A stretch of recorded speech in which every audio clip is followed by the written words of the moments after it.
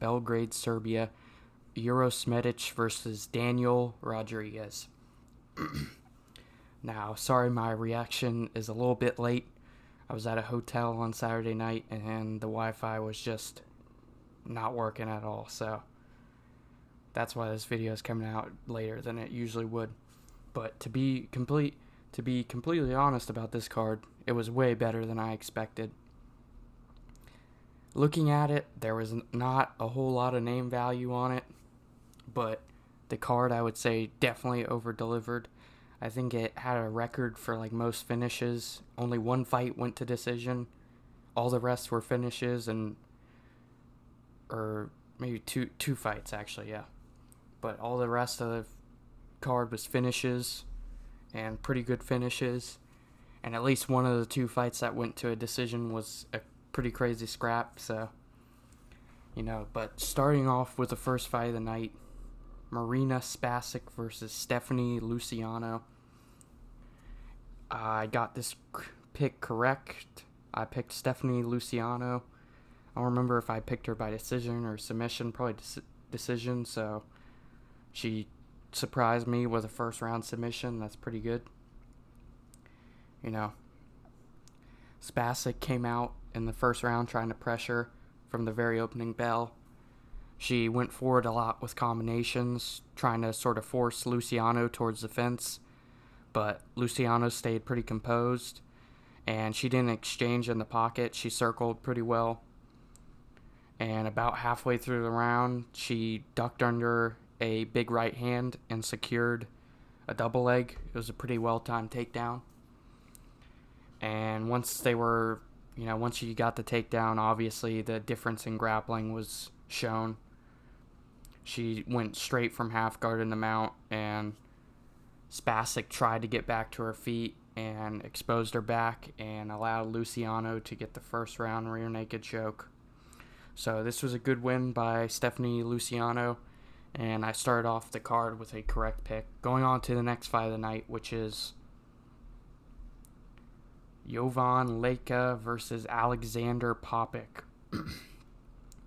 This is another good fight, and a fight that a Serbian actually won, because a Serbian in the first fight of the night lost, but another correct pick by me. I think I may have said second round KO, but still picked Leka by KO. I mean, man, I just knew this was going to happen. Alexander Popik isn't a real heavyweight. He's a light heavyweight, so he's too small, and it's not like he's a good light heavyweight where he can actually lighter man skill and win the fight. But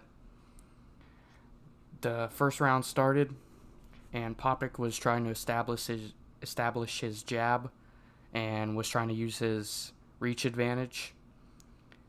And Leka did not try to fight at range or distance. He was not interested in that. He pressured pretty well behind good calf kicks, and he kept attacking the body. And about 2 minutes into the round, he landed a big strike, a big left hook to the body, or a big left kick, that folded Popik. And Popik backed towards the fence in pain from the body kick, trying to recover, and Leka swarmed in with punches, and then the ref had seen enough. But that was actually part of my prediction. I don't believe it was a front kick, but I did say front kicks and kicks to the body were gonna be pretty useful for Jovan Leka, and obviously with the fight being finished by a kick, I got that pretty correct, even though I may have said second round KO. But another fight and another finish and another fight that I correctly predicted. So on to the next fight of the night. Nina Milicevic versus Haley Cohen. Another correct prediction by me. This one kind of surprised me. I thought Haley Cohen would, just with her size, be able to make it to a decision, losing the decision, but still make it to a decision where Nina Milicevic would have to kind of out-damage her. But obviously that was not the case. Milicevic immediately in the fight targeted the body with front kicks and left hooks to the body.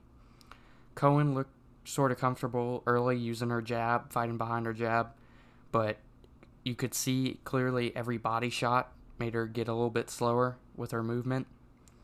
And around halfway through the round, Milicevic landed a very well-timed liver shot, and Cohen immediately folded. Milicevic then followed up with several punches until the ref had to step in. So this was a very nasty body shot and crazy 2 back-to-back body shots, both by Serbian fighters, to win. So again, this was another female on the card who surprised me with a first-round finish when I said decision for both of them. And with Luciano, I thought it'd be dominant, but Milicevic, I thought it'd be sort of close with Cohen trying to blob her with her size, and then Milicevic having to get up, defend the grappling, and kind of out-damage her to a decision. But she came out here and just immediately targeting the body and hurt Haley Cohen really bad. So I believe this was even a performance of the night bonus she got here, yeah. It was one of the nastiest body shots I've seen in a long while, and we saw a pretty nasty one on the fight right before this. So great performance by Nina Milicevic, and the third fight in a row I got correct on this card. So on to the next fight of the night, which is Mateusz Rebecki versus Kyle Prepolek. And boy, was this a beatdown. My boy Rebecki got it done. I'm happy. This guy's one of my favorite random unranked fighters. I've seen him fight live, and I knew this was going to be a pretty easy win. He didn't do it by overhand like I thought. He actually wrestled, which I mentioned could happen, but just, man, this fight was just a beatdown. It was not close. There was no close part of this fight. I mean, you can see the significant strikes down here. This, hey, Nurullo Aliev, Hamzat Chimaev, Makachev, at least in your last fight, this is how you wrestle effectively. In one round, he got one takedown, that's all he needed, and landed 132 total strikes, 75 of them being significant. That is insane. He put a beating on this guy. Landing 132 strikes in one round is insane. Not even a full round either. But, so, Rebecki really wasted no time in this fight getting to the takedown. He pressured immediately and got an early takedown after getting Prepolek to the fence. Prepolek sort of defended well initially, creating space and trying to stand back up a couple times, but Rebecki just kept dragging him down.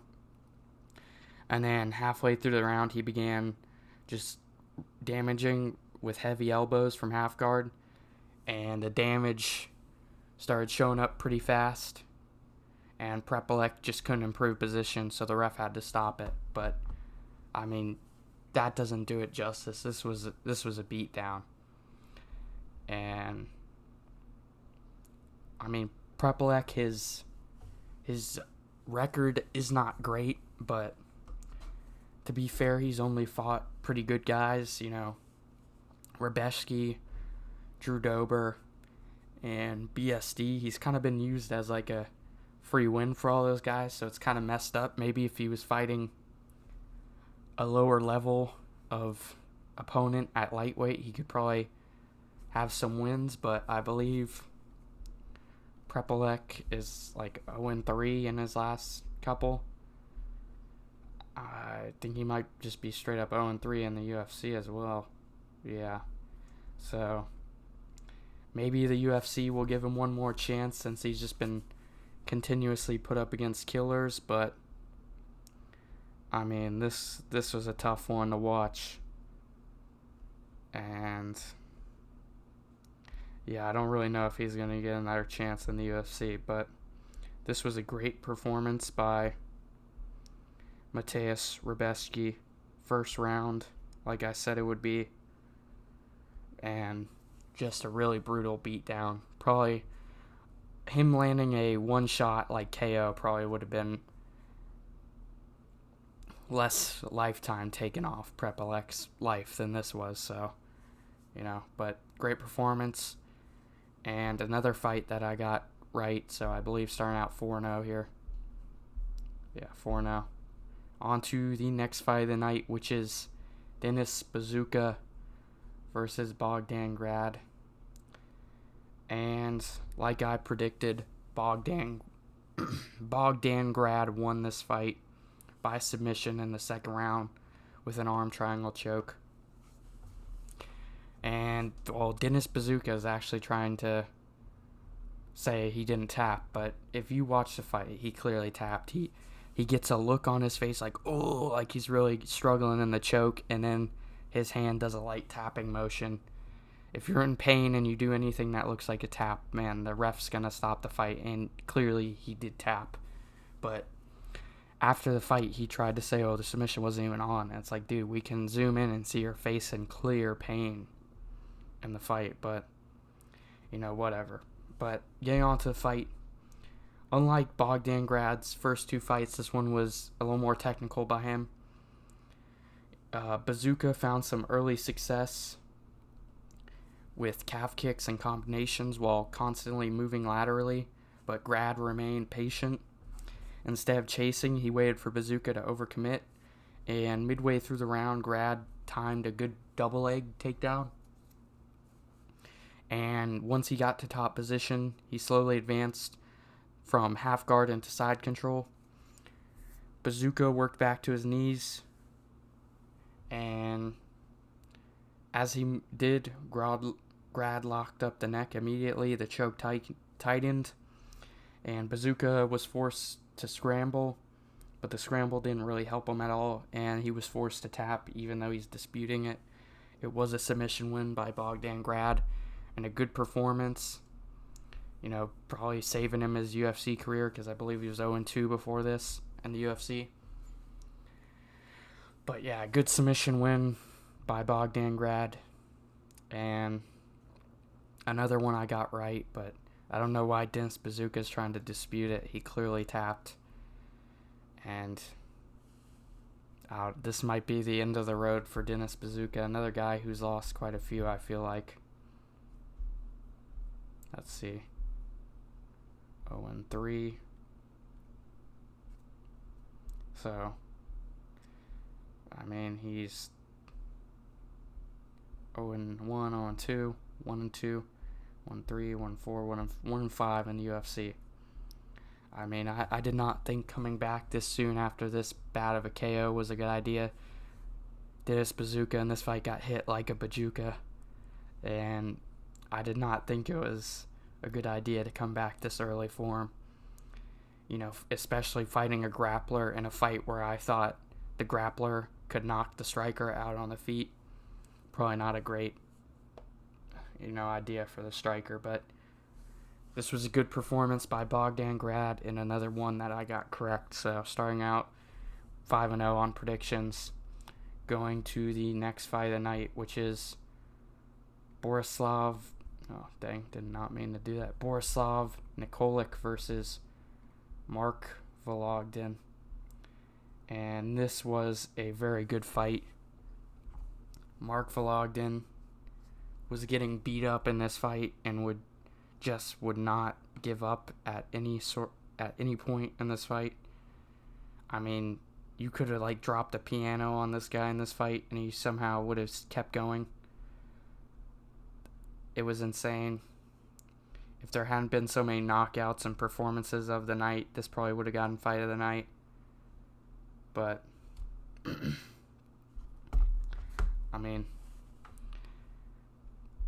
Borislav Nikolic was pretty much ahead of Mark Vologdin this whole fight.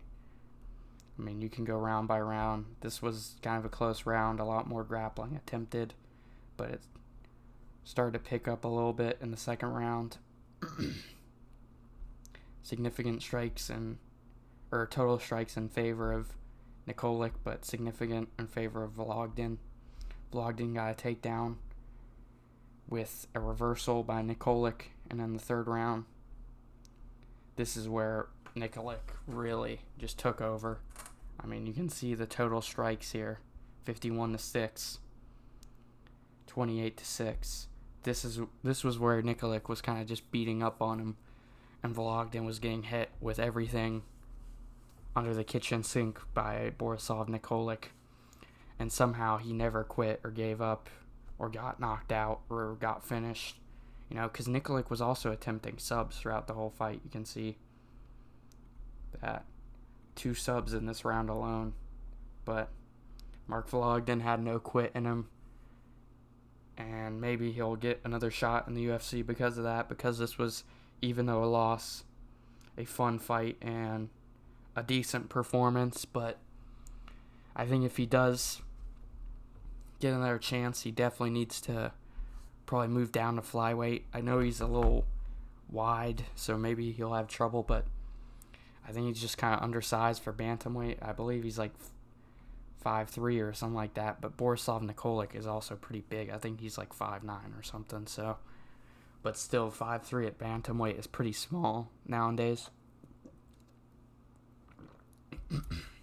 So I believe if he wants to have more success in the UFC, he's going to need to go down to flyweight, but nevertheless, this was a good fight, a banger, and another fight that I got right, starting out 6-0, but going on to the next fight of the night. This was a tough one to watch. Oban Elliott versus Michael Oliveira. I knew it would happen, but it was still pretty sad to see. I mean, Oban Elliott might be done. I think this is like 3 losses in a row for him. And I think he's like 2-3 in the UFC now. Hopefully they give him another shot. They keep giving him nothing but like killers. So it's not really his fault, but Michael Oliveira is legit, and he proved that. So, starting out the fight, Elliott attempted to establish some wrestling. You can see that with the 1 missed takedown.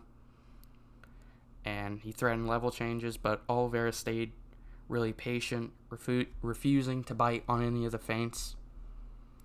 And as Elliott stepped inside with the jab, Oliveira perfectly timed a counter right hand, perfectly down the middle, and the punch landed really flush.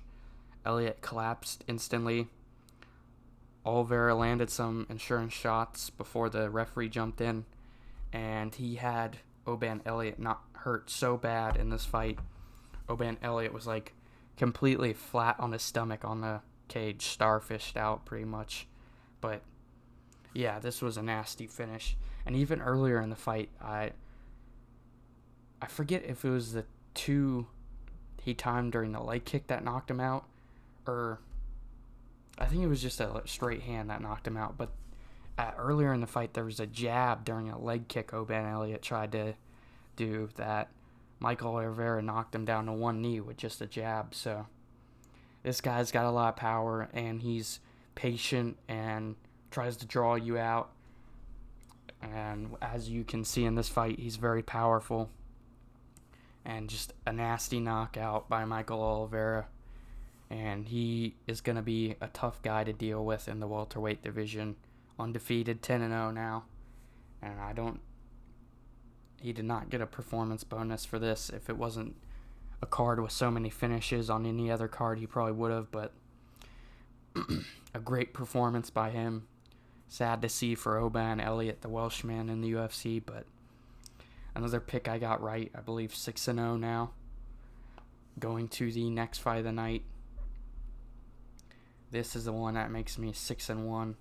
Ludwig Klein versus Tofik Musayev. I mean, I'm not gonna lie, this was a good performance by Tofik Musayev. It's a fight that he didn't cheat in, so I can't really be mad at him for it. But starting out in round 1, it was a pretty close round. Tofik Musayev, one thing I really liked throughout this fight, even though it was an opposite stance fight for some of it, Ludwig Klein being southpaw, Musayev being orthodox, he did not care at all and was just slamming leg kicks to the inside calf of Ludwig Klein and would kind of off balance him every time he did it. And his boxing just his boxing looked pretty good throughout this whole fight. He would land combinations and right when Ludwig Klein would go to counter, he would move his head out of the way and make him miss pretty big. So his striking did look good in this fight, and he didn't have to cheat. But starting out with round one, Klein came out looking to establish range behind his jab and was kind of switching stances, trying to make Musayev hesitant before committing to combinations. Musayev wasn't really interested in the feeling out process.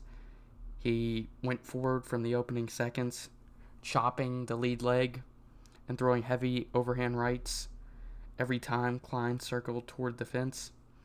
About a minute into the fight, Klein landed a clean, straight left hand that briefly stopped Musayev's pressure, and it looked to have rocked him. But Musayev answered with a crushing body kick that seemed to have slowed Klein's movement. The momentum kind of shifted when Musayev caught Klein backing up. This was in the second round, but he exploded with a huge left hook, followed by another huge right hand. Klein's legs gave out, and then Musayev went in to finish him off. And what's crazy about this finish is the ref literally got stuck in between the dudes, because Musayev went to finish him off, laying ground pound. And the ref looked like almost hesitant to step in, like he stepped in but didn't stop it because Klein was still defending himself, and he turtled up. And the ref, trying to move out as he turtled up, got stuck between Musayev finishing Klein off in the turtle's position. And then he went in to finish it, and I was just like laughing. I was like, oh my God, ref, what are you doing, man? But this was a good performance by Tofik Musayev. It was a fight first fight on this card that I got wrong, and it sucks because this guy's the cheater that I didn't really like. But he fought clean in this performance, and he looked pretty good. I mean, his boxing looked good. He didn't attempt any grappling, really. Klein actually attempted some grappling, as you can see in this round. But, I mean, Gamrot couldn't finish Klein. Obviously, that was a grappling fight where he's trying to finish him on the ground. But, so, this was a good performance by Musayev. I don't think he got a performance bonus. He did not. But he was the underdog coming into this fight, and he won by TKO in the second round. So, a good performance for him. And the first fight on this card that I got wrong, so that kind of sucked, but whatever. Going on to the next fight of the night, in the main event, Uroš Medić versus Noah Gugnan.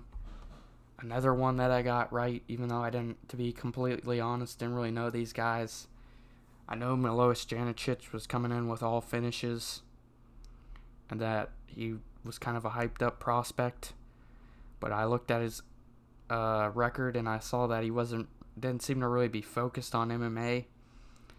He was doing like a bunch of kickboxing fights and like mixed rules fights and stuff like that more recently than he had even been doing MMA.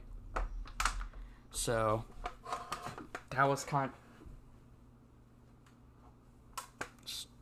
of my reason for picking Noah Gugnan, because even though at first I wanted to pick Medić purely off the 19-3 versus 9-2 record, where he literally has double the experience, but Noah Gugnan was just more focused on MMA than Uroš Medić was. And that's why I picked him. But it was apparently a good pick, even though I didn't know about it, because Noah Gugnan is apparently a very good grappler. But starting out in the first round, Medić came forward, throwing combinations early, but Gugnan immediately changed levels. The takedown wasn't really clean at first, but Gugnan stayed attached and eventually dragged the fight to the canvas. During the scramble, he really quickly transitioned to the back of Medić. Both hooks got in. Janicic tried to spin free, and that ended up opening his neck for the choke. Gugnon slid his arm under the chin and locked up the rear naked choke and got the tap. Also, I believe he wasn't really credited for a takedown this fight, and I believe that's because Miloš Janicic, I believe, injured his ankle during the fight, and that's what allowed Gugnon to get the takedown pretty early, whereas Janicic probably would have had more success defending had he not injured his ankle. So that's kind of tough for Janicic, but I mean, stuff happens, but it's another fight that I got right. It kind of sucks for Janicic. He's the only UFC fighter from Montenegro, so Montenegro is now 0-1 and in the UFC with their only fighter. So I don't know what you want to make of that, but another fight that I got right on the card, 7-1 I believe now with predictions. On to the next fight of the night, which is Vlasto Seppo versus Gilbert Urbina. Dude, this one, I even said in my prediction, Vlasto Seppo could get, just fluke because he just goes out there and throws big meaty hooks. That's all he does, but I should have picked Gilbert Urbina, went with the American. I think he's American, but yeah, this one was a pretty big upset, I believe. Yeah, decent upset, but probably the biggest upset of the card. Well, yeah, probably the biggest upset of the card. I don't know, maybe the co-main. But Seppo opened the fight pretty aggressively, walking Urbina down with heavy hooks and leg kicks. For the first 2 minutes, it kind of just looked like Urbina was trying to survive. But then Seppo really overcommitted on a right hand. Urbina slipped just outside the punch and hit him with a perfectly timed counter left hook. And Seppo crashed to the canvas. And instead of going down with him recklessly, Urbina picked his shots pretty well. And then the referee had to call it off a minute and 1 second into the very first round. Gilbert Urbina wins this by knockout, earns himself a Performance of the Night bonus. So, good job, Urbina. I probably should have picked him. I even said this Vlasto Seppo guy wasn't all that good. And you can see on the regional scene to now, his physique has greatly changed. So, yeah, clearly there was something going on that was helping this guy's performances be good on the regional scene that he doesn't have anymore in the UFC. But good win by Gilbert Urbina. This was a pick that I got wrong. I believe I'm 7-2 now. But going on to the next fight of the night, which is Dusko Todorovic versus Robert Valentin. This was a pretty good performance by Robert Valentin. They start off the fight. Robert Valentin, the first strike he lands is a very heavy teep kick, almost like a push kick. It pushes Dusko Todorovic from one side of the cage so he falls over himself. And then Robert Valentin chases down after him, starts landing some shots. Dusko Todorovic ends up ducking his head, and Robert Valentin immediately goes for the guillotine, a standing guillotine. I thought it was pretty tight. I thought if he pulled guard on this one, he probably would have gotten it. But Dusko Todorovic at first is just kind of push on the hips to make some separation. And then it was really crazy. Todorovic jumps in the air and is like, Robert Valentin is holding him in air, and that was Todorovic's defense for the guillotine. And I thought that was really crazy for middleweights, pretty big dudes to do. If you saw that flyweight, maybe it'd make sense and it'd turn into some crazy scramble. But yeah, he jumped up in the air to defend the guillotine. And after that, Robert Valentin kept on to the guillotine, ended up using it to get on top. And he was on top for a little bit, trying to break through the guard, and eventually Todorovic actually ended up kind of reversing him and getting on top. and he was on top for a little bit. But then Robert Valentin got back on top, and then they ended up back on the feet, and they were still kind of wrestling. And Robert Valentin looked like he was always looking for some sort of front headlock position, which makes sense with the finish of this fight. And Dusko Todorovic wasn't doing bad in the scrambling, but Robert Valentin was always just kind of one step ahead of him. There was at one point, it looked like Robert Valentin was going to go for a crucifix, but I guess that's my jiu-jitsu brain getting in. He was just kind of had an arm around the back, and it looked like he was going to grab the arm of Todorovic, and he fell back, but it was more of Todorovic just tripping him over. But after that, he gets back up, gets the guillotine again, this time jumps guard with it, and it was very tight, and he gets the tap. So I believe this was a performance of the night for Robert Valentin. Oh, no, apparently not. But it was a great performance, a first-round finish, submission, like I said. A good win for Valentin. He deserves some wins. He's been fed to a lot of dudes in the middleweight division, so it's good to see him get a win. And this was another fight I got right. So on to the next fight of the night, which is Alexander Rakic versus Marcin Tybura. This was probably the only boring fight on the card, but Rakic gets it done, so good for him. His first win since 2021, ending his 4-fight losing streak, and he is now ranked at heavyweight. He should be like number 15 to 13. Marcin Tybura was number 13. But he comes out in the first round, and for a second, I was just thinking, oh my god, Rakic is going to be like the dark horse of the heavyweight division. Like we used to think he was the dark horse of the light heavyweight division. He just looked so much faster for like the first minute and a half, 2 minutes than Marcin Tybura. And I know Tybura is a blob, but like how we saw Alex Pereira look very slow against Cyril Gane. Cyril Gane's obviously the only like one of two fast heavyweights, but it looked like Rakic was just his light heavyweight self, but at heavyweight. He looked very fast. He looked the same, whereas Pereira looked kind of fat, you know.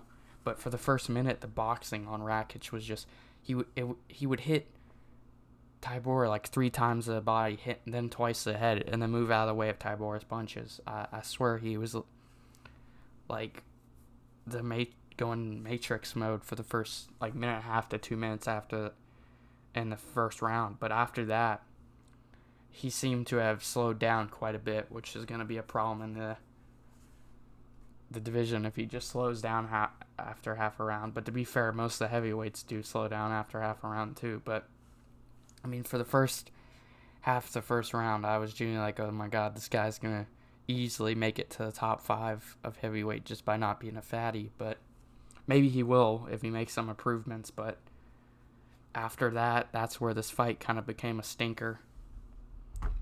I mean, there's not a whole lot to say about this fight. The second round was pretty close. I would say Rakic clearly won the first round. Second round, he edged out a little bit. It was just, you know, leg kicks and stuff like that, body kicks, whatever. Tybura was just blob, you know, sludge maxing, walking at him.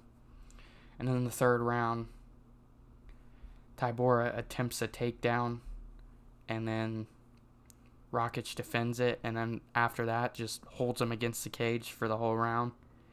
That's why you can see, you know, more total strikes than he landed in the second round, because it was just little knees to the thigh and stuff.